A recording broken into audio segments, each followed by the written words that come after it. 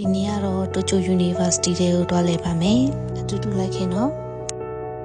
တက္ကသိုလ်ကျောင်းဝင်းကြီးလေးအကျယ်ပဲဒီတစ်ပင်ကြီးရှိတဲ့နေရာလေးတပ်ပုံရိုက်လို့ရမ်းလာတာအခုကအာခီလိုခေါ်တဲ့ဆောင်းဦးရတွေရောက်ပြီဆိုတော့တစ်ပင်မှာရှိတဲ့အရွက်တရားတွေအကုန်အယောင်ပြောင်းဝင်ကြပြီပင်ညံကြီးကြီးအရွက်ဝါလေးနဲ့ရမ်းလာတာပဲပြီးတော့ကျောင်းရဲ့စတင်ခန်းအဆောက်အဦဒီဇိုင်းတွေလည်းအရမ်းလာတယ်နေရာအလုံးကလည်းတန်းပြန့်ပြီးတိတ်ဆိတ်နေတာပဲဒီတော့ကဗုဒ္ဓဟူးနေ့ဆိုတော့လာလေတဲ့လူတွေလည်းအရမ်းမများဘူးပေါ့နော်စတင်တဲ့တက္ကသိုလ်ကျောင်းသားတွေပဲရှိတယ်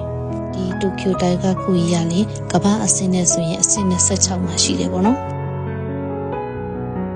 အဲ့ဒါဆိုရင်ဆက်ပြီးတော့တက္ကသိုလ်ကျောင်းဝင်ကြီးတွေကိုအတူတူတွားကြည့်ကြရအောင်နော်အခီရဲ့ခူရိုမှာတပုံပေါင်းလေးရဲ့ချင်းနေဆိုရင်တော့ဒီတိုကျိုတိုင်းကခူရိုလာခဲ့ဖို့ကြံပေးချင်ပါတယ်ရွက်လေးတွေမကြွေခင်တော့မြင်မြင်လာခဲ့ကြနော်အားလုံးပဲသက်တာနောက်ဗီဒီယိုလေးမှာပြန်တွေ့ကြမယ်နော်